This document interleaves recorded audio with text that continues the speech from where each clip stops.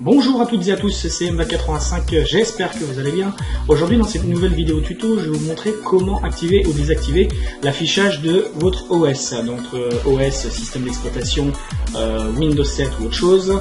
Voilà, donc tout ça, ça se passe au démarrage en fait de votre PC. Alors c'est très utile quand on a par exemple plusieurs systèmes d'exploitation sur son PC en multi-boot ou deux systèmes d'exploitation qu'on appelle un dual boot.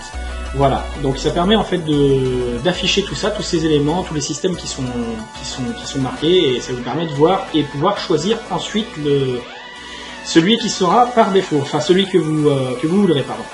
Donc là vous faites, pour y accéder, donc logo démarrer, ensuite ordinateur, ensuite vous allez dans propriétés système, ensuite dans les systèmes avancés, donc paramètres système avancé, voilà. Une fois que vous êtes dedans, en fait, vous avez démarrage et récupération, vous allez dans paramètres, et là vous accédez ici au démarrage du système. Donc dans le menu déroulant, en cliquant sur la petite flèche, vous mettez celui que vous voulez, celui qui correspond au vôtre. Et très important, si vous voulez faire l'affichage, en fait, par exemple, moi ici c'est Windows 7, si je veux que Windows 7 soit marqué, et pour pouvoir choisir, il faut que je coche cette case. Donc là, si c'est coché, ça veut dire que Windows 7 va se marquer.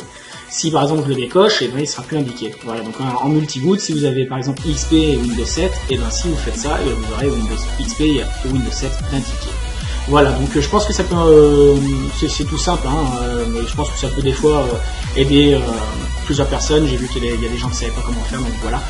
Et puis voilà, donc j'espère que cette vidéo tuto vous a plu, donc n'hésitez pas à commenter, liker, vous abonner si ça vous a plu, et puis voir également les autres vidéos. Je ferai certainement une vidéo sur les multi-boot, sur les démarrages, et également sur les partitions, en fait, comment créer en fait des partitions d'autres disques.